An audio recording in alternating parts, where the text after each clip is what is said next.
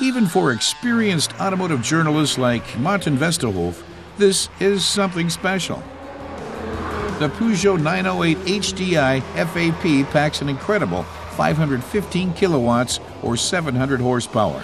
It won the 24 Hours of Le Mans in 2009. Usually only a professional is allowed in the cockpit of a purebred racer like this one. But Peugeot is making an exception for us. Because of new regulations, the 908 won't be allowed back on the track at Le Mans this June. It's heading for the museum instead. But before it enters retirement, we're allowed to take it out for a spin. This is a machine that demands and commands respect. The raw data on the car is awe-inspiring. Under the hood is a 5.5-liter V12 turbodiesel engine that weighs 930 kilograms. The Peugeot can accelerate from a standstill to 100 kilometers an hour in under 2.5 seconds and hit 200 in just under 6 seconds. A top speed of 340 kilometers an hour is achieved with the help of a staggering 1,200 Newton meters of torque. To really get the most out of the 908, you have to know what you're doing. Like Anthony Davidson on the left. The British racing driver is a member of the Peugeot team and took part in the 2010 Le Mans 24 Hours race. Davidson is like a chauffeur and driving instructor all rolled into one. He's going to show Martin Westerhof the ins and outs of driving the 908. First, Martin spends a couple of laps in the passenger seat.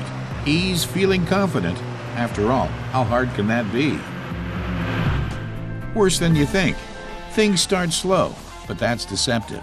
Before long, Martin is being thrown in all directions at 3 times his own body weight. He can't keep his head under control. The helmet slips. It's unbelievable how sensitive the brakes are and the speeds at which this car can take a hairpin turn. You feel more responsibility. You're more worried about their safety, so you naturally drive a little bit slower, but not so much. But it's good fun to see their reaction. It's very special. Driving class is over. Now it's Martin's turn to get behind the wheel. He's learned respect, but he's determined to make a good showing. Now that he knows what this diesel-powered monster can do, he doesn't want to disgrace himself. The engine doesn't sound like a diesel. He has to be careful not to flood it. Under 2,000 RPM, the engine begins to choke and gurgle because the turbochargers can't function properly. Martin is up and running. The track is open. Time to cut loose. The curves slip by at high speed. Shift, shift, shift! The warning lights flash almost faster than he can react. The car's aerodynamics allow top speeds and curves that impress even experienced racing drivers. Before long, muscles are cramping all over Martin's body. His hands are locked on the steering wheel. Anyone who was able to drive like this for hours, with 20 other drivers on the track, has to be in top physical condition. Martin says that it was an incredible experience to pilot the model that won the 2009 Le Mans race. You have to imagine it's 700 horsepower, almost Formula One power.